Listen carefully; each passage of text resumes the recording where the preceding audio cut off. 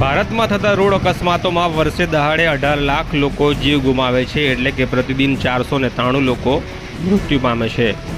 અકસ્માતોના મુખ્ય કારણોની અંદર ઓવરસ્પીડિંગ, હેલ્મેટ વગર, સીટ બેલ્ટ વગર તેમજ ખરાબ રોડ રસ્તાની ડિઝાઇન અને આ પ્રકારની જોખમી મુસાફરી પણ એક મોટું કારણ છે। ભારતમાં પબ્લિક ટ્રાન્સપોર્ટના ભાવે લોકો ખાનગી વાહનોમાં આ રીતે જીવના જોખમે મુસાફરી કરે છે। તમારી સામે જે દ્રશ્યો છે તે રાજપીપળા નગરના છે।